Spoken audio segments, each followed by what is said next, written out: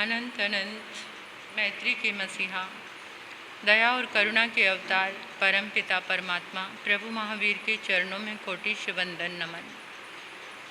अरिहंत परमात्मा श्रीमंदिर स्वामी भगवान के पावन चरणों में कोटिश वंदन नमन। श्री आत्म श्रमण रतन गुरुवे नमः, आत्म गद्दी को मेरा भाव भरा वंदन नमन। परम दयालु परम कृपालु कर्नाटक गज केसरी आराध्य गुरुदेव के पावन चरणों में वंदन करती हूँ, नमन करती हूँ। तब का दिव्य वरदान देने वाले मम आराध्य गुरुवरिया श्री प्रवेश कुमारी जी महाराज साहब के पावन चरणों में वंदन नमन। 311 उपवास द्वारा विश्व कीर्तिमान स्थापित करने वाले तपाचार्या तप चक्रेश्वरी उप परिवर्तनी गुरनी मैया श्री मोहन माला जी महाराज साहब के पावन चरणों में वंदन नमन। मेरे जीवन पर अनंत उपकार करने वाले, धर्म का दिव्य दान देने वाले आराध्य गुरनी मैया के पावन चरणों में वंदन नमन। तप सूर्या महासाध्वी श्री निधि ज्योति जी महाराज साहब के चरणों में वंदन नमन। स्नेहिल प्रिय छोटी साध्वी, इस पावन प्रांगण में आए परमात्मा के प्यारे प्यारे भक्तों, हृदय के आंगन में आप सभी का स्वागत, अभिनंदन, अनुमोदन, आप सभी के सुंदर भावों का, आपकी श्रद्धा का। आज की ये पावन बेला दो अनुष्ठान हमारे अनंत पुण्य कर्म के उदय काल से जीवन में संपन्न होते हैं। पहला शांतिनाथ भगवान की आज पावन कथा है। तो शांतिनाथ भगवान की पावन कथा प्रारंभ करने से पहले हम एक मंगल प्रार्थना करेंगे और परमात्मा के शुभ उद्गलों का आलंबन लेते हैं। इस संपूर्ण ब्रह्मांड में, इस सृष्टि के कण कण में, इन 10 दिशाओं में शांति के दाता शांतिनाथ भगवान के जितने भी शुभ उद्गल, शुभ तरंगे विद्यमान हैं, हम उस सब का आलंबन लेते हैं। हे प्रभु, आपके शुक्ल ध्यान में शरीर के शुभ उद्गलों का आलंबन लेते हैं, आलंबन लेते हैं, प्रार्थना करते हैं।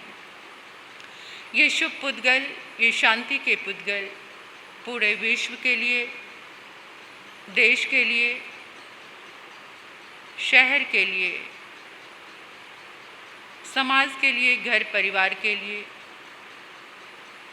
शांति की स्थापना करने वाले बने। घर घर में शांति का वातावरण बने, मन शांत रहे, सभी आदि व्याधि और रोगों से मुक्त रहें। हे शांतिनाथ भगवान, आपकी पावन ऊर्जा से सब अपनी आध्यात्मिक शक्ति का वर्धन करें। ऐसी शुभ मंगल कामनाओं के साथ शांतिनाथ भगवान की ये पावन कथा हर प्रकार के रोगों को शांत करने वाली है, शांति देने वाली है। जैसी जैसी आपकी भावना हो, जैसे आपका मन हो, अपना संकल्प भी शक्तिमान बनाकर आप दोहरा सकते हैं कि शांतिनाथ भगवान की कथा का अनुष्ठान आप किस पर्पज़ से करना चाहते हैं। तो अपने मन में अपने संकल्प को दोहराएं, 3 बार दोहराएं अपने संकल्प को।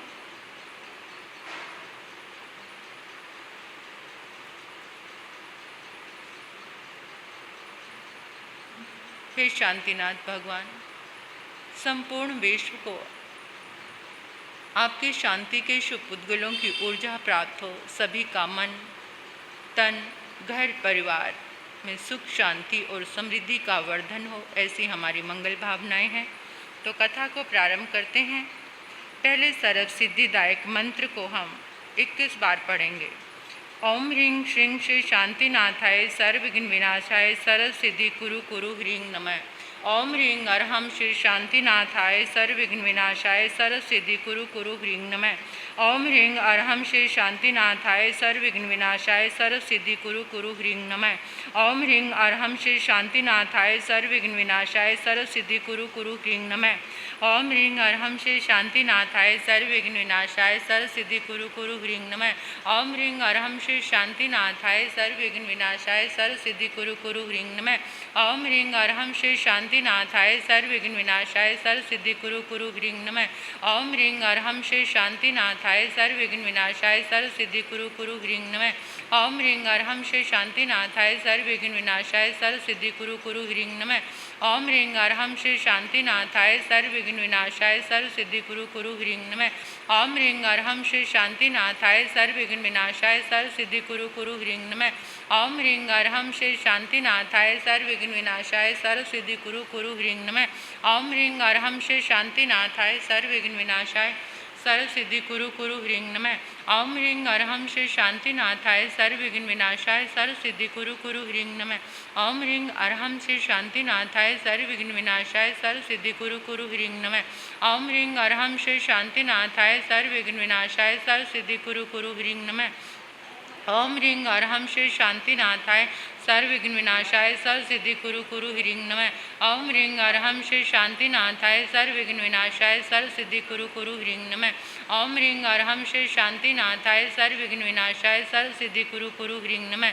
ओम ह्रीं अरहं श्री शांतिनाथाय सर्वविघ्न विनाशाय सर्व सिद्धि कुरु कुरु ह्रीं नमः। ओम ह्रीं अरहं श्री शांतिनाथाय सर्वविघ्न विनाशाय सर्व सिद्धि कुरु कुरु ह्रीं नमः। ओम ह्रीं श्रीं नमो अरिहंताणं। ओम ह्रीं श्रीं नमो सिद्धाणं। ओम ह्रीं श्रीं नमो आयरियाणं। ओम ह्रीं श्रीं नमो वज्रायणं। ओम ह्रीं श्रीं नमो लोय सब साहुणं। ओम ह्रीं श्रीं नमो अरिहंताणं। ओम ह्रीं श्रीं नमो सिद्धाणं। ओम ह्रीं श्रीं नमो आयरियाणं। ओम ह्रीं श्रीं नमो वज्रायणं। ओम ह्रीं श्रीं नमो लोय सब साहुणं। ओम ह्रीं श्रीं नमो अरिहंताणं। ओम ह्रीं श्रीं नमो सिद्धाणं। ओम ह्रीं श्रीं नमो आयरियाणं। ओम ह्रीं श्रीं नमो वज्रायणं। ओम ह्रीं श्रीं नमो लोय सब साहुणं। ओम ह्रीं श्रीं नमो अरिहंताणं। ओम ह्रीं श्रीं नमो सिद्धाणं। ओम ह्रीं श्रीं नमो आयरियाणं। ओम ह्रीं श्रीं नमो वज्रायणं। ओम ह्रीं श्रीं नमो लोय सब साहुणं। ओम ह्रीं श्रीं नमो अरिहंताणं। ओम ह्रीं श्रीं नमो सिद्धाणं। ओम ह्रीं श्रीं नमो आयरियाणं। ओम ह्रीं श्रीं नमो वज्रायणं। ओम ह्रीं श्रीं नमो लोय सब साहुणं। ओम ह्रीं श्रीं नमो अरिहंताणं। ओम ह्रीं श्रीं नमो सिद्धाणं। ओम ह्रीं श्रीं नमो आयरियाणं। ओम ह्रीं श्रीं नमो वज्रायणं। ओम ह्रीं श्रीं नमो लोय सब साहुणं। ओम ह्रीं श्रीं नमो अरिहंताणं। ओम ह्रीं श्रीं नमो सिद्धाणं। ओम ह्रीं श्रीं नमो आयरियाणं। ओम ह्रीं श्रीं नमो वज्रायणं। ओम ह्रीं श्रीं नमो लोय सब साहुणं। ओम ह्रीं श्रीं नमो अरिहंताणं। ओम ह्रीं श्रीं नमो सिद्धाणं। ओम ह्रीं श्रीं नमो आयरियाणं। ओम ह्रीं श्रीं नमो वज्रायणं। ओम ह्रीं श्रीं नमो लोय सब साहुणं। ओम ह्रीं श्रीं नमो अरिहंताणं। ओम ह्रीं श्रीं नमो सिद्धाणं। ओम ह्रीं श्रीं नमो आयरियाणं। ओम ह्रीं श्रीं नमो वज्रायणं। ओम ह्रीं श्रीं नमो लोय सब साहुणं। ओम ह्रीं श्रीं नमो अरिहंताणं। ओम ह्रीं श्रीं नमो सिद्धाणं। ओम ह्रीं श्रीं नमो आयरियाणं। ओम ह्रीं श्रीं नमो वज्रायणं। ओम ह्रीं श्रीं नमो लोय सब साहुणं। ओम ह्रीं श्रीं नमो अरिहंताणं। ओम ह्रीं श्रीं नमो सिद्धाणं। ओम ह्रीं श्रीं नमो आयरियाणं। ओम ह्रीं श्रीं नमो वज्रायणं। ओम ह्रीं श्रीं नमो लोय सब साहुणं। जिनके पास किताब है शांतिनाथ भगवान की कथा की, ये 20वां पृष्ठ है, पहली कथा है ये। भगवान शांतिनाथ की प्रस्तुत कथा परम पावनी, 3 भुवन भावनी है। इस कथा की महिमा महान है, अलौकिक है, अपूर्व है, अनुपम है। ये प्रीति वात्सल्य की देने वाली है। इससे जीवन के पाप तापों का शमन होता है, दैत्य और दुर्भाग्य का दमन होता है, निराशा मिट जाती है, उत्साह उमंग बढ़ जाता है। अरहम का वर्ण कामनाओं की कल्पतरु एवं कामधेनु है ये शांति कथा। इसके द्वारा सारी मनोकामनाएं पूर्ण होती हैं, ओजस्विता बढ़ती है, विजय के क्षेत्र में विचरण होता है। इससे समृद्धि, शांति और सभी तरह का संगम दिन रात बना रहता है। शांतिनाथ भगवान की ये पावन कथा सारे विघ्नों का नाश करने वाली है। जीवन के प्रत्येक पल में कठिन से कठिन समस्याओं का समाधान करने वाली है। पलक झपकते ही सारी समस्याएं मिट जाती हैं। शुभ और सात्विक इच्छाओं को पूर्ण करने वाली है, चमत्कारिक है और यही जीवन का एक श्रेष्ठ उपाय है अपनी भावनाओं को पूरा करने के लिए। इसकी आराधना से शारीरिक, मानसिक, सामाजिक, पारिवारिक, धार्मिक, अन्य सभी प्रकार के कार्यों की संपूर्ति होती है। आवश्यकता आविष्कार की जननी है। इसी नियम से जब जब किसी देश को किसी काल विशेष में किसी भी बात की जरूरत होती है, अगर वहाँ के लोग एक प्रबल भावना से उस मांग को अपनी भावना से पक्का बनाएं तो वो भावना पूरी जरूर होती है। कालचक्र के चौथे आरे का नियम है कि उस समय इस देश के वहाँ के संपूर्ण आबाल वृद्ध नर नारियों की उस एक मांग से, एक प्रबल भावना से, सम्मिलित भावनाओं की सुदृढ़ शक्ति से एक महान शक्ति का प्रादुर्भाव हुआ, जो जीव देवलोक से चलकर यहाँ जरूर आते हैं। उस काल में पशु बलि और नरमेघ यज्ञों की धूम मची हुई थी। मूक, अबोध, निर्बल प्राणियों की पत्थर तक को चीर देने वाली आहों से वातावरण शोक ताप गलानी की सांसें ले रहा था। जब यहाँ की सारी भूमि ने बलिदानों के बहते खून से लाल चादर सी ओढ़ ली थी, उस अन्याय और अत्याचार का जड़मूल से उच्छेदन करने के लिए भगवान महावीर इस काल में इस धरती पर आए थे। इसी तरह से आज से हजारों वर्ष पहले इसी भारत भूमि में भगवान ऋषभ देव से लेकर 15वें तीर्थंकर धर्मनाथ जी जब मोक्ष में पधार गए थे, तो उसके बाद हस्तिनापुर नगर और उसके पड़ोस के भूभाग पर महामारी का प्रचंड प्रकोप फैल गया था। उस देश के भूभाग में जहाँ भी कहीं देखा जाता, यही दिखाई पड़ता था कि शवों को जंगल की ओर ढो कर ले जाया जा रहा है। सारी की सारी भूमि शमशान में बदल गई थी। किसी भी बस्ती के बाहर निकल कर देखा जाता तो केवल शमशान ही नजर आते थे। बढ़ते बढ़ते जब मृत्यु संख्या हद से ज़्यादा बढ़ गई तो लोग घबराकर थक कर मुर्दों को यूं ही जंगलों में ले जाकर फेंक आने लगे। उस समय वहाँ का वायुमंडल इतना दूषित हो गया था, अगर कहीं से कोई आवाज़ सुनाई पड़ती तो केवल रोने की और चिल्लाने की ही आवाज़ थी। सारी प्रजा त्रस्त भयभीत होकर त्राही त्राही पुकार रही थी, बचाओ बचाओ। सभी ने एक मत होकर पतितो उद्धारक दीन बंधु अशरण शरण प्रभु को पुकारा और अपनी प्रार्थनाएं की। वो जरूर आते हैं, लेकिन पहले हम भोले भाले बालक के समान बन जाएं तो हमारी पुकार उनके पास जरूर पहुंचती है। उसी विकट समय में सर्वात सिद्ध नामक अनुत्तर विमान का एक जीव अपनी 33 साल उपम की आयु को पूर्ण करके हस्तिनापुर नामक नगर में वहाँ के राजा विश्वसेन और अचिरा देवी की कुक्षी में आए। जब भगवान का जीव माता के गर्भ में आया तो उन्होंने 14 शुभ स्वप्न देखे। हाथी, बैल, सिंह, लक्ष्मी, फूलों की माला, चंद्र, सूर्य, ध्वजा, कलश, सरोवर सहित पद्म, क्षीर सागर, विमान, रत्नों की राशि और निर्धूम अग्नि के 14 शुभ स्वप्न देखे। इन स्वप्नों को देखकर रानी सजग होकर बैठ गई और विचार करने लगी। उसे तत्काल ही ये अनुभव होने लगा कि ये जो फल हैं बड़े उत्तम हैं। मुझे जरूर ही एक पुत्र रतन की प्राप्ति होगी और वो पुत्र भी ऐसा होगा जो सारी दुनिया के दुखों को मिटाने में समर्थ होगा। ऐसे भांति से श्रेष्ठ विचार करती हुई वहाँ जहाँ उनके स्वामी सो रहे थे वहाँ पर आई और मधुर आलाप से उसने अपने पति देव को जगाया। महाराजा विश्वसेन ने सजग होकर रानी के आने का कारण पूछा और बैठने का अनुरोध किया।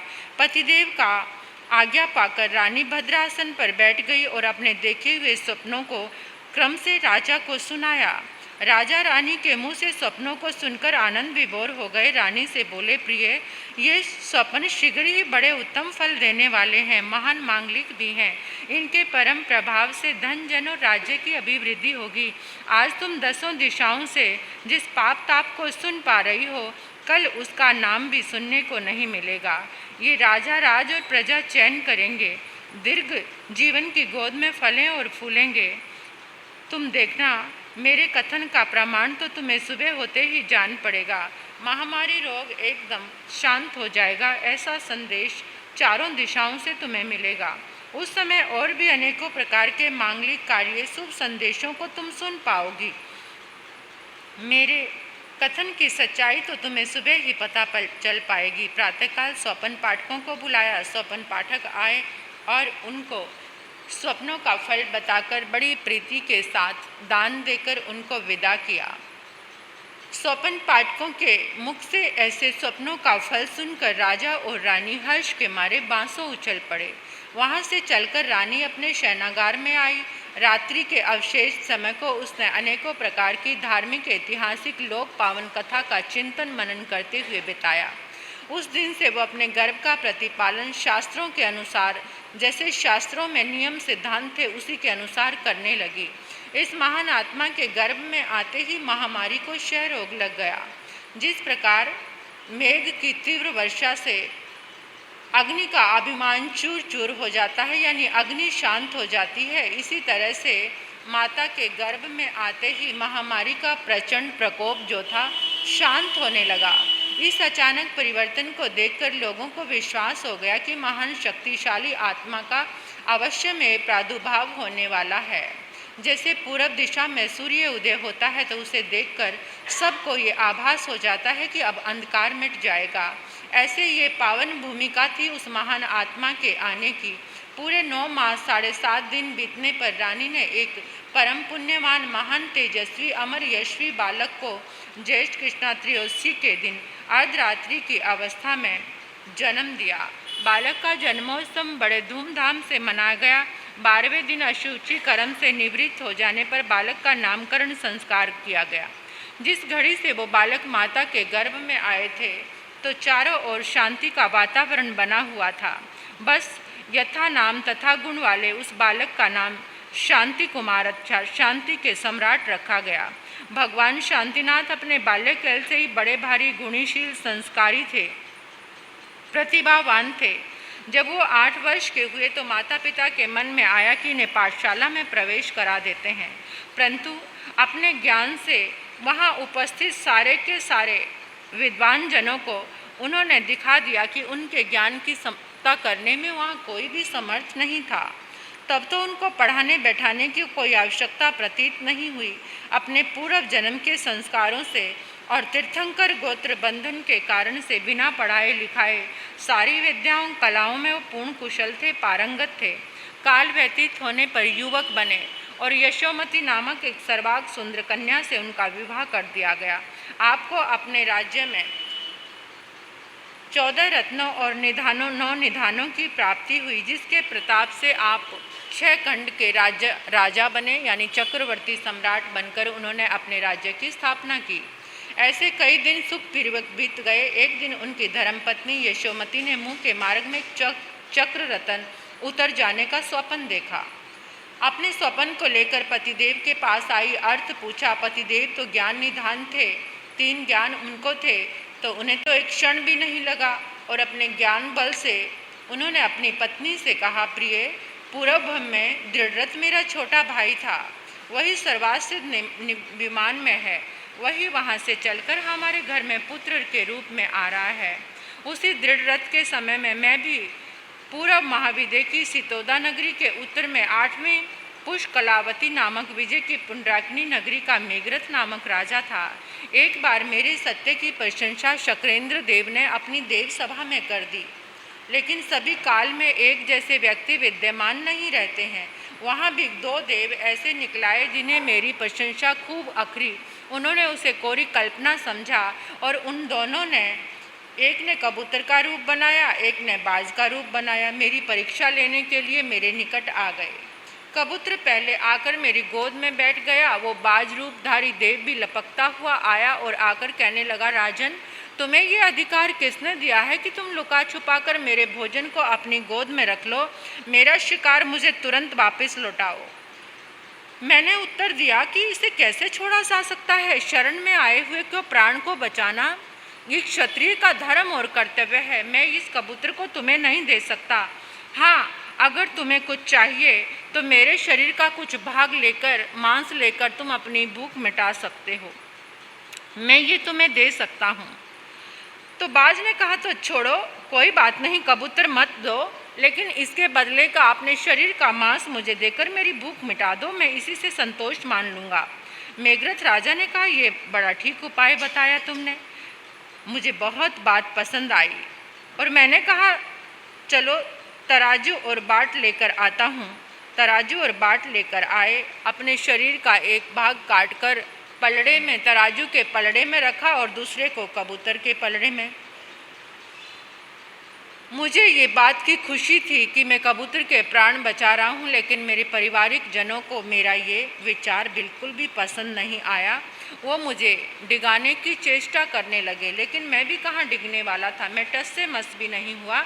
मैंने तराजू के पलड़े में अपने शरीर का भाग काट कर रख दिया, लेकिन फिर भी तराजू के पलड़े में कबूतर ही भारी रहा। फिर देखते हुए मैं स्वयं ही तराजू के पलड़े में जाकर बैठा और मैंने बाज को कहा, लो खा लो, मुझे जितना मांस खाना है मेरे शरीर का खा लो, मुझे ही खा लो। तो उसी समय वो जो बाज रूपधारी देव था अपने रूप को ज़्यादा देर तक छुपाकर ना रख सका, अपने देव रूप को प्रकट करके उछल पड़ा। राजन, जैसा सुनकर आया था उससे भी सवाया पाया। मैं तुम्हारी सत्यशीलता पर बलिहारी चाहता हूँ।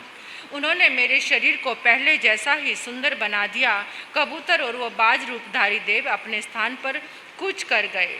तो इस तरह से महारानी, ये मेरे पूर्व भव का वृत्तांत है। उसी सत्यशीलता और उसी धर्म की शरणागति के कारण मुझे ऐसी उच्च स्थिति और अच्छे बंधु बांधव प्राप्त हुए हैं।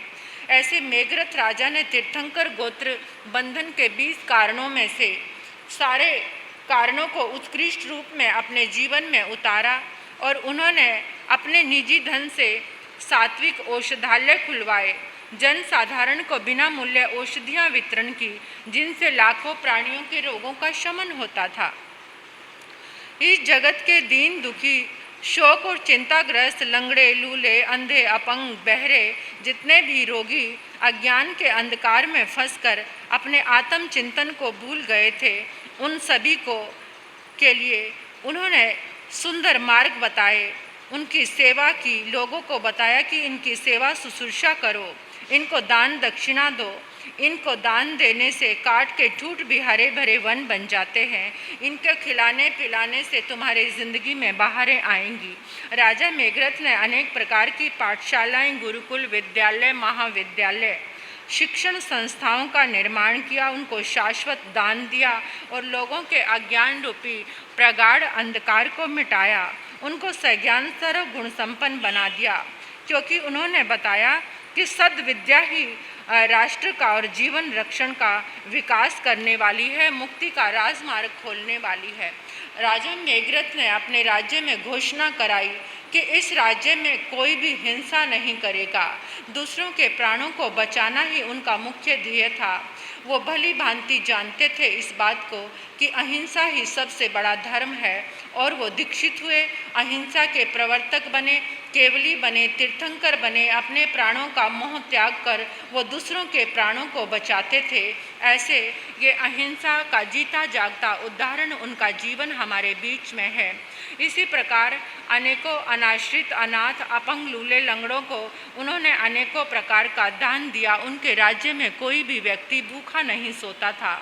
सधर्मी गर्म बंधुओं के लिए तो उन्होंने इतना अच्छा प्रबंध कर दिया था कि वो किसी भी समय बिना रोक टोक के आकर भोजन करते थे, समाई करते थे, पोषदशाला में तन मन से प्रतिक्रमण में जुट जाते थे।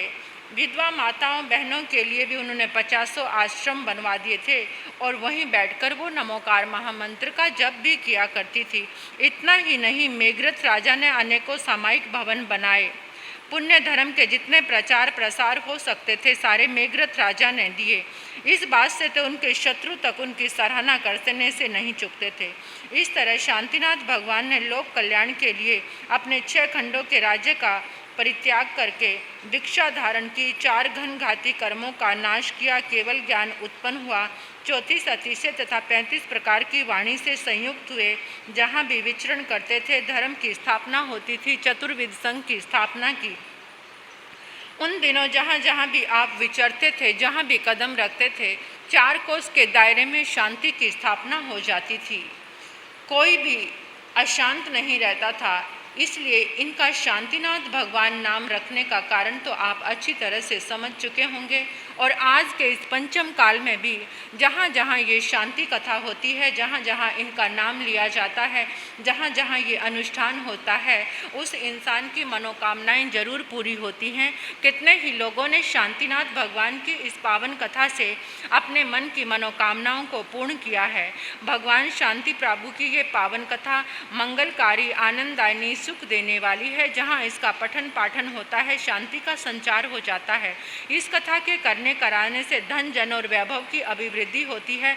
लेकिन एक बात का ध्यान रखना है कि ये कथा श्रद्धा, भक्ति और अटल विश्वास के साथ ही रंग लाती है। इससे निर्धन धनवान हो जाते हैं, अपुत्र सपुत्र वाले बन जाते हैं, निर्बल को बल की प्राप्ति होती है, रोगी निरोग हो जाते हैं। इसके पढ़ना से सारी आदि व्याधियाँ, भूत प्रेत, डाकनी शाकनी आदि बाधाएं दूर होती हैं। अधिक क्या, शांतिनाथ भगवान की ये पावन कथा दैहिक दैविक पौद्गलिक तापों का नाश करके और अक्षय चीर शांति की देने वाली है। बोलिए श्री शांतिनाथ भगवान की।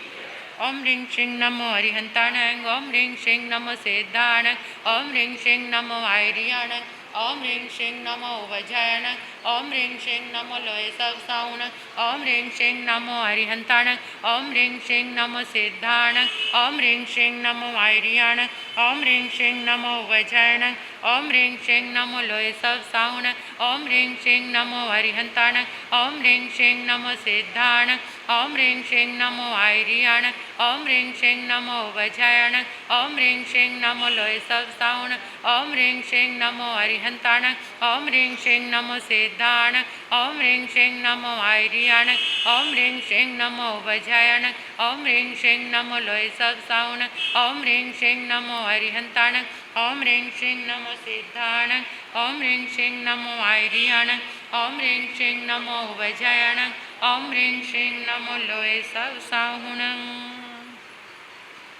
दूसरे नंबर की जो कथा है वो एक सेठ की है, पूर्णभद्र सेठ की। वो निसंतान था।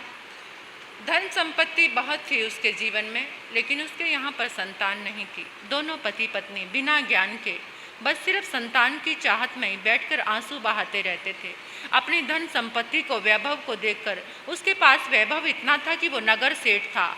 नगर सेठ जैसा उसका सम्मान था, लेकिन उसके वहाँ पर कोई भी संतान ना होने से बेचारा हर समय अपने वैभव को देखकर रोता रहता था। पत्नी का भी यही हाल थी। दास दासियां हाथ बांधे खड़े रहते थे। एक से एक पकवान उसके घर में थे, एक से एक सुंदर पदार्थ उसके घर में हर पल विद्यमान रहते थे उसकी हवेली में, लेकिन सब बेकार थे। ऐसे ही सेठानी भी सेठ को देखती, कभी सेठानी रोने लग जाती तो सेठ साथ में रोता, कभी सेठ रोने लग जाता तो सेठानी साथ में रोने लग जाती। एक बार मुनिराज उनके यहाँ पर गोचरी के लिए आए। गोचरी के लिए आए तो सेठानी ने देखा, ओ आज तो धर्म घोष जी महाराज, इतने नामी मुनि मेरे घर में गोचरी को पधारे हैं। उस समय वो दोनों अश्रुपात कर रहे थे, चिंता मग्न होकर बैठे थे। मुनि ने पूछा, इतना वैभव होने के बाद भी तुम्हारी आंखों में आंसू है, कुछ अच्छा नहीं लग रहा, बात क्या है? सेठ बोला, गुरुदेव, इस वैभव को होने से लाभ ही क्या है? इसको देख देख कर तो मैं जलता ही रहता हूँ। बात क्या है? मेरे घर में कोई संतान नहीं है, चिंता क्यों करते हो? सेठानी भी कहने लगी, लोग मुझे ऐसी दृष्टि से देखते हैं, स्त्रियां मुझे बांझ कहकर पुकारती हैं, मेरा रोम रोम जलता रहता है, इस वैभव के होने से लाभ ही कौन सा है? मुनिराज ने कहा, चिंता को चित्त से निकाल दो। क्या पुत्र पुत्री दोनों में से कुछ भी नहीं है? नहीं महाराज, कोई एक आध भी होता तो चिंता होती क्यों? तो उन्होंने कहा, बोलो शांतिनाथ भगवान की कथा करा लो। शांतिनाथ भगवान की कथा बहुत फल देने वाली है। उसका विधि विधान बताया, शांतिनाथ भगवान का अनुष्ठान बताया। मुनि तो गोचरी लेकर चले गए। उधर सेठ सेठानी ने शांतिनाथ भगवान की कथा बड़ी श्रद्धा भक्ति से कराई कि अचानक ये जीवन में परिवर्तन आया है, जरूर ही लाभ देगा। तो सेठानी सेठ ने कथा की। उसी रात्रि में सेठानी ने एक स्वप्न देखा। अपने घर के आंगन में एक वृक्ष देखा जो फलों से लदा हुआ है, और जैसे ही उठी सेठ को बताया, उसे तुरंत विश्वास हो गया कि मेरे सूने घन को पावन करने के लिए कोई पुत्र जरूर अवश्य ही जन्म लेगा। कुछ दिनों के बाद सेठानी गर्भवती हुई। 10 मास का समय 9 मास 10 दिन बीतने पर सेठानी ने एक सुंदर पुत्र को जन्म दिया। जन्मोत्सव मनाया गया। बहुत सुंदर ढंग से नगरी को दुल्हन की तरह सजाया गया। सारे कुटुंब नगरीवासी अलग अलग तरह से बधाइयाँ देने सेठ के यहाँ पर आए। खूब सेठ ने दान धर्म किया। बड़ी अनुकंपा के साथ लोगों को अपनी करुणा के रूप में धन संपत्ति बांटी और एक सार्वजनिक विराट सभा की। उस सभा में सेठ ने बताया कि मेरे अभ्युदय का कारण, ये मेरे घर में जो पुत्र रत्न की प्राप्ति हुई है, इसका कारण और कुछ भी नहीं, शांतिनाथ भगवान की कथा है। अगर तुम्हारे जीवन में भी कोई कमी है तो तुम्हें भी शांतिनाथ भगवान की कथा करा लेनी चाहिए। सेठ के इस निवेदन का सारे सज्जनों ने बड़े ही ऊंचे स्वर से सत्कार किया और सब भगवान शांतिनाथ की कथा की शरण में आ गए।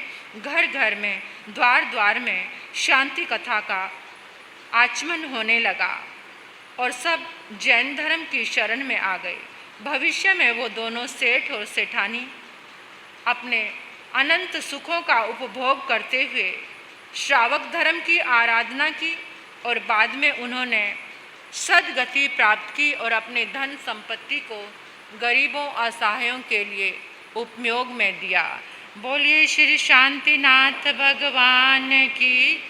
ओम ह्रीं श्रीं नमो अरिहंताणं, ओम ह्रीं श्रीं नमो सिद्धाण, ओम ह्रीं श्रीं नमो आयरियाण, ओम ह्रीं श्रीं नमो वज्रायण, ओम ह्रीं श्रीं नमो लोय सब साउण, ओम ह्रीं श्रीं नमो अरिहंताण, ओम ह्रीं श्रीं नमो सिद्धाण, ओम ह्रीं श्रीं नमो आयरियाण, ओम ह्रीं श्रीं नमो वज्रायण, ओम ह्रीं श्रीं नमो लोय सब साउण, ओम ह्रीं श्रीं नमो अरिहंताण, ओम ह्रीं श्रीं नमो सिद्धाण, ओम ह्रीं श्रीं नमो आयरियाण, ओम ह्रीं श्रीं नमो वज्रायण, ओम ह्रीं श्रीं नमो लोय सब साउण, ओम ह्रीं श्रीं नमो अरिहंताण, ओम ह्रीं श्रीं नमो सिद्धाण, ओम ह्रीं श्रीं नमो आयरियाण, ओम ह्रीं श्रीं नमो श्रीं नमो लोय सब साउण, ओम ह्रीं श्रीं नमो अरिहंताण, ओम ह्रीं श्रीं नमो सिद्धाण, ओम ह्रीं श्रीं नमो आयरियाण, ओम ह्रीं श्रीं नमो वज्रायण, ओम ह्रीं श्रीं नमो लोय सब साहुण।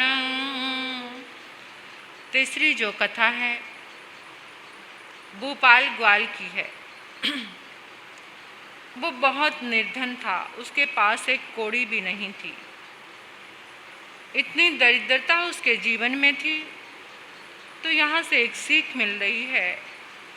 महापुरुष कहते हैं कि जिसके जीवन में गरीबी हो उसे शांतिनाथ भगवान की कथा भी श्रद्धा भक्ति से करानी चाहिए, क्योंकि शांतिनाथ भगवान के पुद्गल शुभ तरंगे, पुण्य की तरंगे उनका आलंबन बनती हैं और उनका पुण्य जागृत होता है। महाराजा विक्रमादित्य से पहले समय की बात है।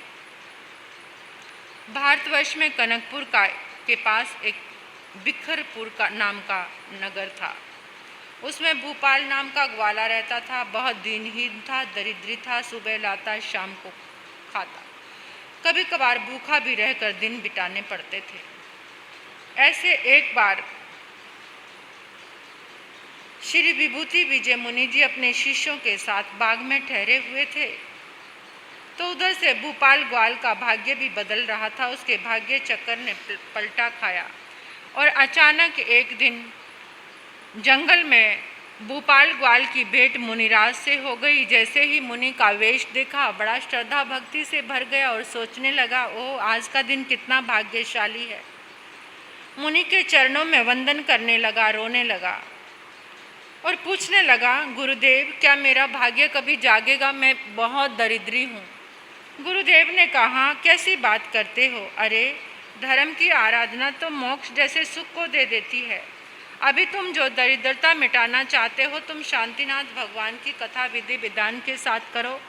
शांतिनाथ भगवान की कथा तुरंत फल देने वाली है। भूपाल ग्वाल अपने घर में आया और शांतिनाथ भगवान की कथा की आराधना कराने लगा। इधर शांतिनाथ भगवान की कथा कराता जा रहा था, उधर से उसका भाग्य बदल रहा था। उसके भाग्य चक्कर ने पलटा खाया। तो उसी समय नगरी में एक घटना घटी। कनकपुर का जो राजा था उसका देहावसान हो गया और वहाँ का एक राज नियम था कि जब तक दूसरे व्यक्ति को राजगद्दी पर नहीं बिठाया जाता तब तक राजा का संस्कार नहीं किया जाता था। राजा निसंतान था। तो उसी समय मंत्री परिषद ने बैठकर एक बात की कि जो राज्य की पालतू हाथिनी है उसके सूंड में जल से भरा हुआ एक कलश दे देते हैं। जिसके ऊपर भी वो जल से अभिषेक करेगी उसी को राजा बना देंगे। तो ऐसा ही किया और देखो कमाल की बात, वो हाथिनी चलती चलती कहाँ पर आ गई? जहाँ पर वो भूपाल ग्वाल शांतिनाथ भगवान की कथा करा रहा था।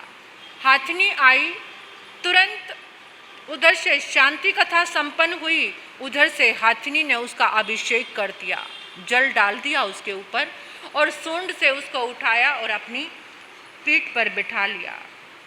कल तक जो गलियों का मोहताज मात्र था, आज वो भूपाल राजा बन गया, राजगद्दी पर बिठाया, राज्याभिषेक किया। लेकिन अब उसका एक दृढ़ निश्चय हो गया कि जब तक वो शांति कथा नहीं करता था, मुंह में पानी भी नहीं डालता था। और हर समय उसने अपने नगर के चारों दिशाओं में शांति कथा का आयोजन करवाता था। उसको इस तरह से आगे बढ़ता हुआ देखकर जो पड़ोसी लोग थे वो बड़े घबराने लगे, दुखी होने लगे, जलने लगे। और एक दिन सबने मिलकर उसके ऊपर धावा बोल दिया। घमासान युद्ध कई दिन तक चलता रहा, लेकिन शांतिनाथ भगवान की कृपा, शक्ति, ऊर्जा उसके साथ थी और उसकी विजय हुई। राज आंगन में घमासान युद्ध के बाद विजयश्री ने भूपाल को ही राजा भूपाल का वर्ण किया। उसने उन राजाओं को क्षमादान दिया, राज्य भी वापस लौटाया और धीरे धीरे शांतिनाथ भगवान की कथा का महत्व हर जन को समझाते समझाते भूपाल एक दिन 12 व्रती श्रावक बन गया। संघ को देदीप्यमान किया। उस समय जितने भी लोग थे, भूपाल के जीवन को देखकर सारे जैन धर्म की शरण में आ गए, शांतिनाथ भगवान की शरण में आ गए। सब शांतिनाथ भगवान का जाप करवाते, शांतिनाथ भगवान की कथा करवाते, यानी पूरी नगरी, पूरा राज्य शांतिनाथ भगवान के कथा से गूंज उठता था। लोगों की श्रद्धा बढ़ती गई और बढ़ती ही चली जा रही थी। बोलिए श्री शांतिनाथ भगवान की। ओम ह्रीं श्रीं नमो अरिहंताण, ओम ह्रीं श्रीं नमो सिद्धाण, ओम ह्रीं श्रीं नमो आयरियाण, ओम ह्रीं श्रीं नमो वज्रायण, ओम ह्रीं श्रीं नमो लोय सब साउण, ओम ह्रीं श्रीं नमो अरिहंताण, ओम ह्रीं श्रीं नमो सिद्धाण, ओम ह्रीं श्रीं नमो आयरियाण, ओम ह्रीं श्रीं नमो वज्रायण, ओम ह्रीं श्रीं नमो लोय सब साउण, ओम ह्रीं श्रीं नमो अरिहंताण, ओम ह्रीं श्रीं नमो सिद्धाण, ओम ह्रीं श्रीं नमो आयरियाण, ओम ह्रीं श्रीं नमो वज्रायण, ओम ह्रीं श्रीं नमो लोय सब साउण, ओम ह्रीं श्रीं नमो अरिहंताण, ओम ह्रीं श्रीं नमो सिद्धाण, ओम ह्रीं श्रीं नमो आयरियाण, ओम ह्रीं श्रीं नमो वज्रायण, ओम ह्रीं श्रीं नमो लोय सब साउण, ओम ह्रीं श्रीं नमो अरिहंताण, ओम ह्रीं श्रीं नमो सिद्धाण, ओम ह्रीं श्रीं नमो आयरियाण, ओम ह्रीं श्रीं नमो वज्रायण, ओम ह्रीं श्रीं नमो लोय सब साहुण। चौथी कथा गंगपाल नाम के एक ग्वाले की है। वो भी इसी तरह से गरीबी से परेशान था। दरिद्रता ने उसको अपने चंगुल में ऐसे दबोचा हुआ था जैसे बाज चिड़िया को दबोच लेता है। बेचारा बहुत प्रयास करने के बाद भी दरिद्रता से बाहर निकल नहीं पा रहा था। ये महाराजा विक्रमादित्य के समय की ही बात है। श्रीपुर नगर था, गंगपाल वहाँ का वो व्यक्ति रहता था जो दीनहीन था। तो वो सुबह लाता और शाम को खाता था। उसका परिवार की हालत भी ऐसी ही थी। बेचारे बच्चों को भी भरपेट कभी भोजन नहीं मिलता। पत्नी की साड़ी क्या थी, एक झरझर कंथा थी, जगह जगह पेबंद लगे हुए थे। बेचारों को तेल भी नसीब नहीं हो पाता था भोजन में, तो वहाँ घी की गंध तो कहाँ से मिल पाती। एक बार प्रबत मुनि जी अपने शिष्यों के साथ विचरण करते हुए श्रीपुर नगर में पधारे। शिष्यगण बस्ती में आहार के लिए आए तो मार्ग में गंगपाल की भेंट हो गई। मुनियों को अपनी व्यथा सुनाई। उन्होंने कहा, हमारे गुरुदेव के पास आओ। गुरुदेव के पास गया। प्रबुद्ध मुनि जी ने उनको शांति कथा की आराधना बताई। बड़ा प्रसन्न हो गया। आकर शांति कथा का आयोजन किया। गरीब था बेचारा, आयोजन करता भी तो कहाँ से, मांग मांग के इधर उधर से 2-4 चीज़ें इकट्ठी की और उसने कथा का आयोजन किया। लेकिन गजब की बात यह है कि कथा जब पूर्ण हुई, वो प्रसाद का जो पात्र था बांटकर सबको प्रसाद, और प्रसाद का पात्र जो ही अंदर अपने कक्ष में रखने गया तो उसका पांव जमीन में धंसने लगा। वो सोचने लगा कि कल तो यहाँ जमीन सख्त जमीन थी, आज एकदम पोले रूप में कहाँ से आ गई। उसने सोचा इसे खोद कर देखना चाहिए, आखिर है क्या यहाँ पर। तो उसने वो जमीन जैसे ही खोदने लगा तो एकदम इतनी बड़ी रत्न राशि दिखाई दी। एक नहीं, दो नहीं, कितने ही कलश निकले रत्नों के। और जब उसको गिना तो पूरी 3.5 करोड़ रुपए की राशि उसको प्राप्त हो गई। और वो देखकर दंग हो गया कि इस हाथ दे और उस हाथ ले वाली कहावत सामने आ गई। इंस्टेंट प्रभाव शांतिनाथ भगवान की कथा का, यानी तुरंत वो बात की बात में करोड़ों पति बन गया। जो कल गलियों में भीख मांगने जैसी जिसकी हालत थी, लेकिन अब तो उसका दिल बड़ा विशाल बन गया। उसने पड़ोस के पूरे 252 नगरों में अपनी दुकानें खोल दी और क्या करने लगा, अनेकों प्रकार की उसने विद्यालय, अनाथालय, औषधालय, गौशाला, सामायिक भवन, पोषदशाला, यानी कितने सारे उसने भवनों का निर्माण कर दिया। गरीबों को इतना दान दिया, सब बेरोक टोक आते और वहाँ पे भोजन करते, धर्म ध्यान करते। वो युग ही ऐसा था कि कोई भी व्यक्ति चीटिंग नहीं करता था, धर्म की आराधना करते थे। यानी उसने 20 धर्मशालाएं बनवाई, लौकिक विद्यालय, महाविद्यालय, 50 प्रकार के निराश्रित फंड विधवा माताओं के लिए खोले। यानी इस तरह जितना देता जाता था, दिन रात उसकी लक्ष्मी भी बढ़ती चली जाती थी। पुण्य की जड़ हमेशा पाताल में रहती है, वो फलने फूलने लगा। गंगपाल ने अपनी आदर्श एक दिनचर्या बनाई धर्म आचरण की, और अपने धर्म आचरण से वो सबसे पहले शांतिनाथ भगवान की कथा करता, शांतिनाथ भगवान का परम उपासक बन गया। संथारा संलेखना भी उसको आया, क्योंकि उसने श्रावक के 12 व्रत अंगीकार कर लिए थे और संलेखना संथारा करके अंतिम समय में वो स्वर्ग धाम को सिधार गया। बोलिए श्री शांतिनाथ भगवान की।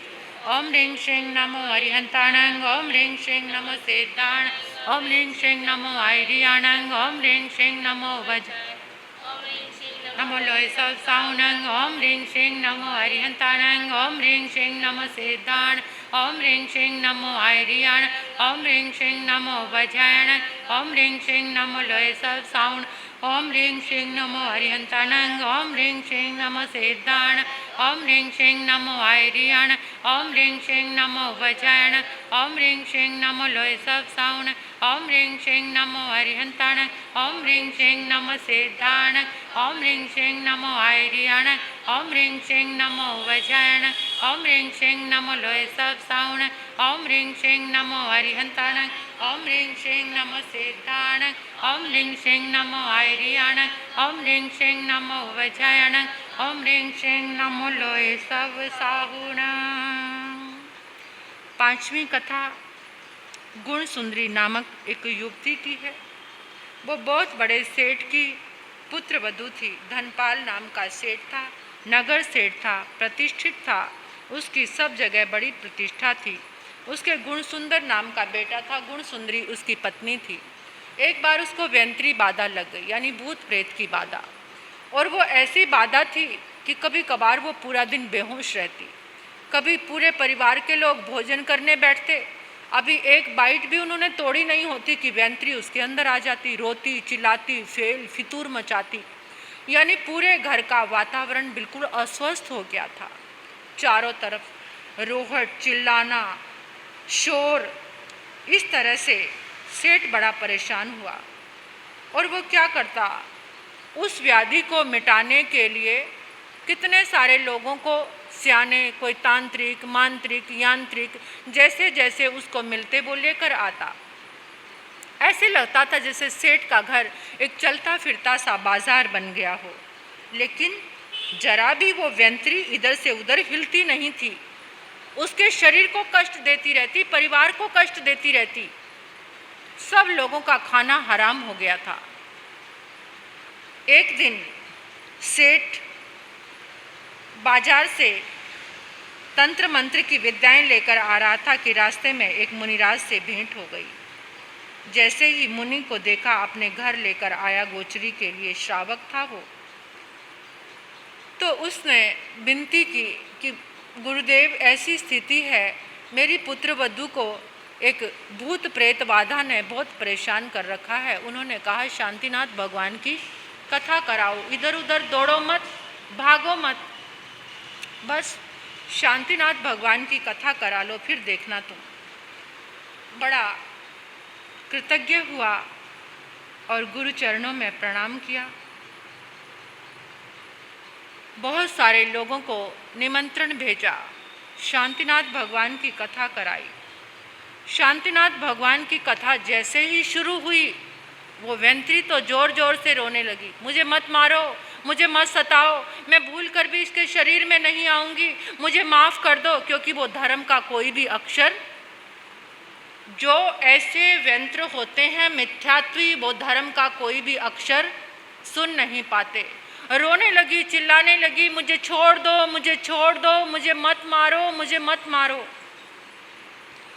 ये सब लोग अपनी आंखों से देख रहे थे, कानों से सुन रहे थे। जिनको भूत प्रेत पर विश्वास नहीं था, उन सब की अकल आज ठिकाने आ गई और सोचने लग गए कि शांतिनाथ भगवान की कथा में इतना कमाल समाया हुआ है। जो बात हजारों सियानों की दौड़ धूप से नहीं बनी, वो केवल शांतिनाथ भगवान की कथा करने से बन गई। और कथा अभी तो पूर्ण नहीं हो पाई थी कि वेंत्री उसके शरीर से निकलकर 9-2-11 हो गई और वो पुत्र वधू एकदम स्वस्थ हो गई। सब के सब लोग जिन्होंने ये अलौकिक घटना देखी, वो मुनिराज को, सेठ धनपाल को धन्यवाद देने लगे कि जिनकी कृपा से, जिनके निमित्त से हमें शांतिनाथ भगवान की महिमा का पता चला। ये शांतिनाथ की भगवान की कथा सारे कलुष को मिटाने वाली है, पाप ताप निकंदनी है, भव हरणी है, स्वर्ग सुखदायिनी है, कामदा, पुत्रदा, धनदा, राज्यदा, विजय विभूतिदा। इस कथा के पावन प्रभाव से सब कुछ ठीक हो जाता है। जैसे ये सेठ की पुत्र वधू वेंत्री बाधा से छूटी, अब तो लोगों की श्रद्धा शांतिनाथ भगवान के कथा के प्रति इतनी ज़्यादा बढ़ गई और सब के सब जैन धर्म की पावन शरण में आ गए। सेठ ने भी अपने पुत्र वधू के स्वस्थ होने की खुशी में अपने निजी द्रव्य से बहुत सारे धार्मिक कार्य किए। विद्यालय, औषधालय, महाविद्यालय, शिक्षण संस्थाएं, गरीबों को दान और अनेकों लोगों को सब कुछ बांटा। एंड में वो 12 वर्ती श्रावक बना और उसने अपने भव को सुधारा, मोक्ष धाम को भी प्राप्त किया। सेठ ने अपनी पुत्र वधू की, यानी वो स्वस्थ हुई, इस खुशी में लोगों को तो जो दान दिया ही, लेकिन स्वतः प्रेरणा लेकर उस समय अनेक लोग शांति कथा से जुड़ गए। शांतिनाथ भगवान की कथा कराते, शांतिनाथ भगवान का जाप करते। अपने घर में बिना जप तिप किए वो कोई भी कार्य नहीं करते थे। ऐसे पूरा नगर मानो शांति में हो गया। और फिर किसी के घर में तो क्या, पूरे नगर में भी कभी वेंत्री की बाधा नहीं आई। यानी शांतिनाथ भगवान की ऊर्जा से इतना प्रभाव हो गया कि कहीं पर भी वो वेंत्री की बाधा फिर कभी उनके घर में हो नहीं पाई। बोलिए श्री शांतिनाथ भगवान की।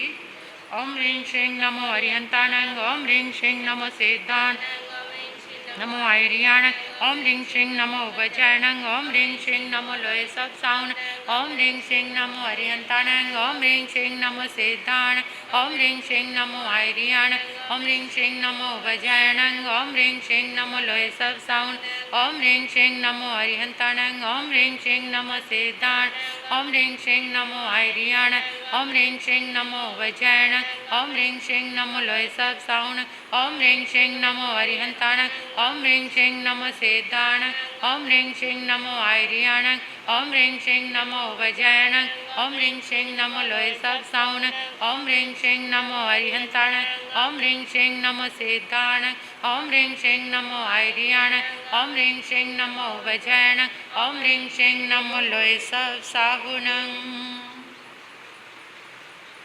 छठी जो कथा है, एक कुष्ठा रानी की है। राजा जैन धर्म को मानता था। विजयसेन राजा, विजयसेना रानी जो विपरीत विचारों की थी, संतों का आदर नहीं करती थी, उनको मानती नहीं थी। एक बार राजा एक संत को आहार के लिए अपने राजमहलों में लेकर आया। जैसे ही रानी ने देखा, वो एकदम बहुत नाराज हो गई, कड़वे कड़वे वचन बोलने लगी। ये भिक्षु कैसे फटे फटे वस्त्रों में, पुराने मलिन वस्त्र, मुंह पे कपड़े की पट्टी सी बांधी हुई है, और ये बगल में क्या दबा रखा है, एक लच्छा सा। झोली पकड़कर इसका इतना साहस कि राजमहल में टुकड़े मांगने के लिए आदम का। अरे साधु बनकर के भी राजमहलों के भोजन का मोह बना हुआ है। अगर अच्छा संत होता तो बाहर रहता, जंगलों में फल फूल खाता, लेकिन लगता है नारी मोही घर संपत्ति नासी, मुंड मुंडाए भय सन्यासी। घर में सब कुछ खत्म हो गया है और ये साधु बन गया। ऐसे लोगों को मैं पसंद नहीं करती। राजा कितने बेवकूफ़ हैं, कांच को हीरा जानकर तोल मोल ठहराते हैं, ऐसे लोगों को राजमहलों में लेकर आ जाते। बड़ी खरी खोटी उसने मुनि के सामने भी सुनाई, अंदर अंदर से बड़बड़ भी किया, और उसका प्रभाव क्या हुआ, उसकी काया पलक मारते ही झपकते ही कोयले सी काली पड़ गई। उसका जो शरीर था, उसके अंग प्रत्यंगों में विकृति आ गई। जो गोरा रंग था वो काले रंग में बदल गया। जो महान सुंदरी थी एक कुरूपा बन गई, घृणित कुरूपा। पीप खून उसके अंगों से बहने लगा, दुर्गंध फूट निकली। राजा ने देखा ये क्या हो गया। उसकी जो प्राण प्रिय दासियां थी ना, वो भी दूर भाग गई।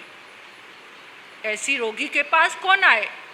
राजा ने कहा, रानी अभी अभी तेरे से जो अनर्थ हुआ है ना, उसकी क्षमा मांग। तूने जो अभी मुनि की निंदा की है, उसी का ये फल है। चल मेरे साथ। मुनि के पास लेकर आए, माफ़ी मांगने लगी अपनी शरीर की हालत देखकर।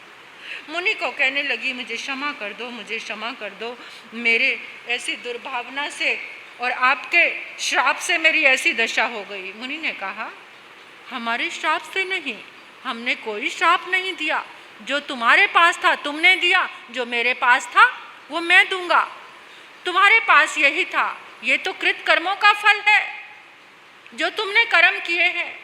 फिर गुरुदेव मैं ठीक कैसे होंगी। शांतिनाथ भगवान की कथा करो। शांतिनाथ भगवान की कथा बताई।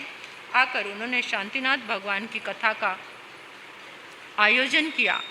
जैसे जैसे शांतिनाथ भगवान की कथा का आचमन होता जा रहा था, रानी स्वस्थ होती जा रही थी।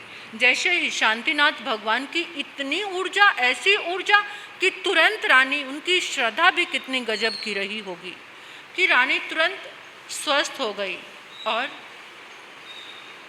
जितने लोग वहाँ पर आए थे सब के सब बड़े चकित हो गए। भगवान की कथा के लिए उनकी रुचि बढ़ गई, उनका विश्वास बढ़ गया। शांतिनाथ भगवान की कथा का प्रचार प्रसार घर घर में होने लगा। अनेक जो पड़ोसी देश थे, राज्य थे, वहाँ भी शांतिनाथ भगवान की कथा पहुँच गई। सब एकदम तन से, मन से, वचन से शांति कथा में जुट गए। मुनि की कृपा से और शांतिनाथ रानी के उस शरीर की बाधा से अनेक लोगों को धर्म मिला, अनेक लोगों को शांति कथा मिली। सब लोग, कोई रानी को धन्यवाद दे रहा था, कोई राजा को धन्यवाद दे रहा था, कोई मुनि को धन्यवाद दे रहा था कि जिनके परम पुण्य से हमें शांति कथा मिली। तो इस तरह से वो शांतिनाथ भगवान की छत्र छाया में फलते फूलते रहे और समय आने पर संथारा किया। धर्म जरूर करते थे वो लोग, धर्म से दूर नहीं होते थे। एक शरण है धर्म की, और शरण नहीं कोई। अगर जीवन को स्वस्थ बनाने वाली, सुखी बनाने वाली कोई शरण है तो वो धर्म की शरण है। अंतिम समय में संथारा किया, देव बने। तो बोलिए श्री शांतिनाथ भगवान की।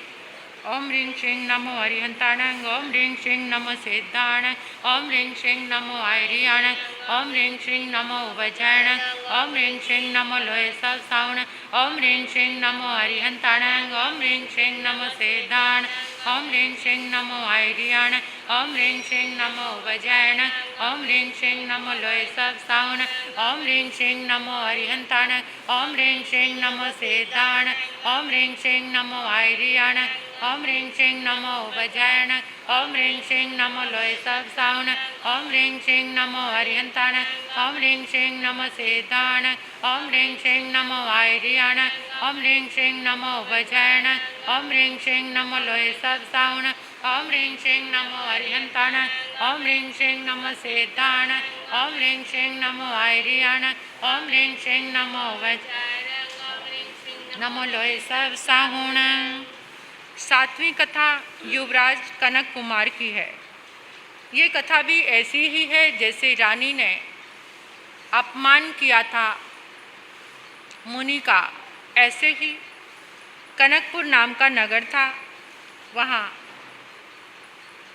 कनक कुमार राजा का पुत्र था। एक बार वो बाग में घूमने के लिए गया। बाग में मुनि वृंद ठहरा हुआ था। गुणधीर मुनि जी महाराज साहब थे। जैसे ही युवराज ने मुनि को देखा, एकदम उसके मन में बड़ी घृणा आ गई। मुनि का अपमान करने लगा। मुनि का अपमान किया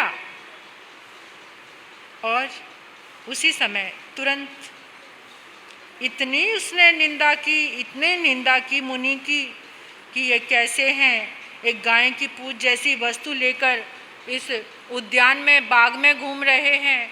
यहाँ लोग अपने दिलो दिमाग को तराताज़ा करने आते हैं और यहाँ पर ये अपना मनहूस चेहरा लेकर घूम रहे हैं, इतने मलिन दुर्गंधी वस्त्र लेकर के। यानी जो बोलना नहीं था वो भी उसने बोला।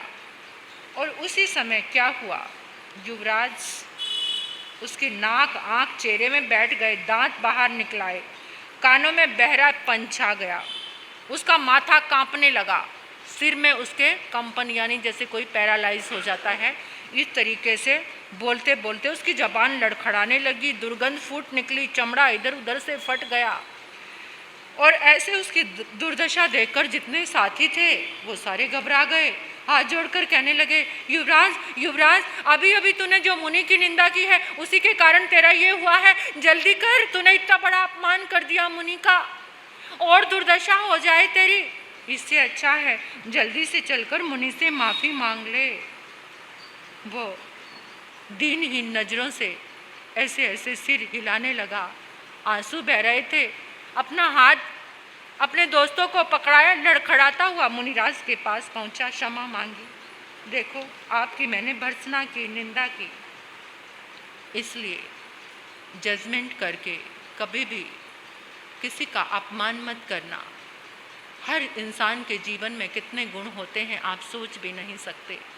अपने नज़रिए से किसी को तोलने की कोशिश मत करना। मुनि के चरणों में गिरा पड़ा है, क्षमा मांग रहा है, माफ़ी मांग रहा है। आपने श्राप दे दिया। मुनि ने कहा, नहीं, हम किसी को श्राप नहीं देते, तुम्हारे पास ज्ञान नहीं है, धर्म नहीं है, इसलिए तुम्हें श्राप लग रहा है। आज मैं तुम्हें धर्म के बारे में बताता हूँ। तो वो देव गुरु और धर्म की राजकुमार को आराधना बताई, 9 प्रकार के तत्वों का ज्ञान दिया। जीव क्या है, अजीव क्या है, पुण्य क्या है, पाप क्या है, आश्रव, संवर, निर्जरा, बंध, मोक्ष, इसकी व्याख्या करके बताया। फिर संक्षेप में श्रावक के 12 व्रत बताए कि जीवन को अगर सद्ग्रस्त बनना चाहते हो, अच्छे नागरिक बनना चाहते हो, अच्छा जीवन जीना चाहते हो, तो श्रावक के 12 व्रत धारण करो। कभी किसी बिना अपराध के किसी जीव को नहीं मारना, असत्य नहीं बोलना, किसी के घर में चोरी नहीं करना, और अपनी स्त्री पर संतोष रखना, घर, खेत, कुआं यानी दिशाओं में जाने का परिमाण करना, नहाने धोने, खाने पीने, ओढ़ने की वस्तुओं का परिमाण करना, हिंसा में शस्त्रों का परित्याग करना, प्रतिदिन कम से कम 48 मिनट तक घर और व्यापार से मुक्त होकर परमात्मा की आराधना करना, या जीवन के लिए कुछ पदार्थों की छूट रखना, कुछ को अपनाना, फिर रखे हुए को छोड़ना। पूरे महीने घर भर में अष्टमी, चतुर्दशी, अमावस, पूर्णिमा, इन तिथियों में झंझट को छोड़कर रात्रि भोजन ना करना, मौन करना, पोषद करना, व्रत करना, एकाशना करना, अपने घर में आए हुए अतिथियों का सम्मान करना। आजकल तो सबके घर में मेहमान आते हैं, अतिथि तो कोई कभी कभार ही आता है। तो इस तरह से, और राजकुमार को कहा कि राजकुमार, अभी जो तू पूर्ण स्वस्थ होने की बात कर रहा है, शांतिनाथ भगवान की कथा करा। राजकुमार महलों में आया, शांतिनाथ भगवान की कथा कराई। जैसे ही शांतिनाथ भगवान की कथा कराई, उसका रोग दूर होने लगा, एकदम वो स्वस्थ हो गया। विधि विधान के साथ उसने शांतिनाथ भगवान की कथा कराई, निरोगी हो गया। ये संदेश सारे शहर में बिजली के समान फैल गया। सब लोगों ने देख देख कर भगवान शांतिनाथ की कथा घर घर में कराने लगे। लोगों की रुचि शांतिनाथ भगवान की कथा की ओर बढ़ गई। और राजकुमार भी, अब तो उसने प्रण ले लिया, मुनियों का सम्मान करता, मुनियों को आहार के लिए अपने घर में लेकर आता और शांतिनाथ भगवान की कथा को हर रोज करता। ऐसे उसका राज्य दिन दुना रात गुना चौगुना संपन्न होता गया। शांतिनाथ भगवान की कथा का प्रचार प्रसार हुआ। बोले श्री शांतिनाथ भगवान की, बोले श्री शांतिनाथ भगवान की, बोले श्री शांतिनाथ भगवान की।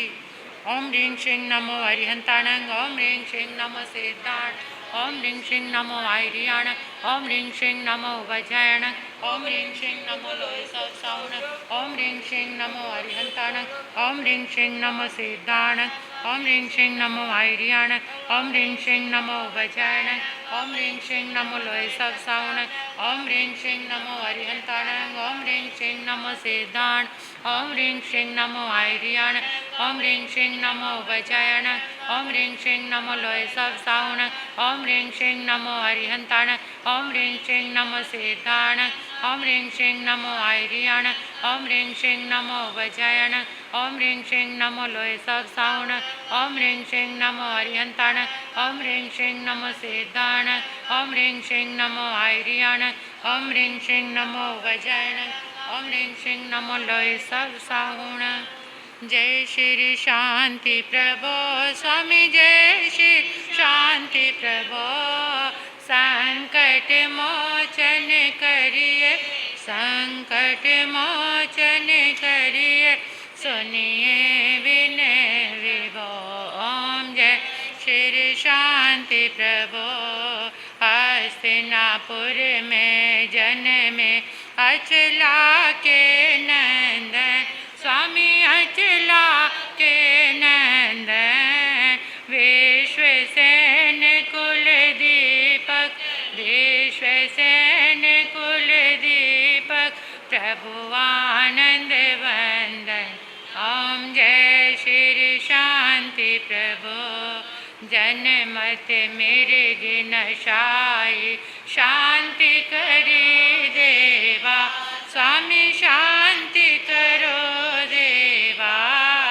अमर अमर पति करते, अमर अमर पति करते, चरण कमल सेवा। ओम जय श्री शांति प्रभु। शांति शांति महामंत्र, जो प्रेम युक्त गावे, स्वामी प्रेम युक्त गावे।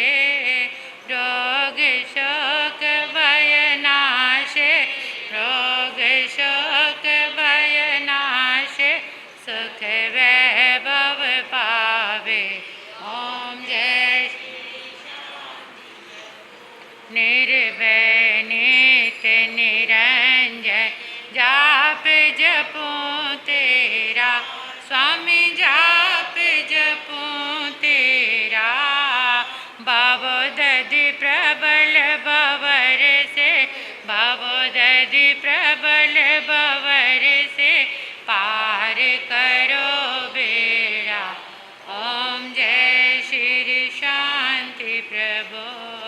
भक्ति भाव से करता सोहन अभिनंदन, स्वामी सेवक अभिनंदन।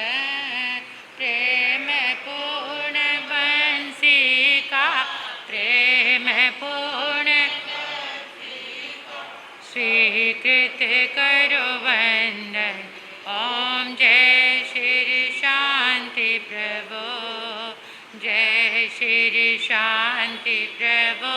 स्वामी जय श्री शांति प्रभु। संकट मोचन करिए, संकट मोचन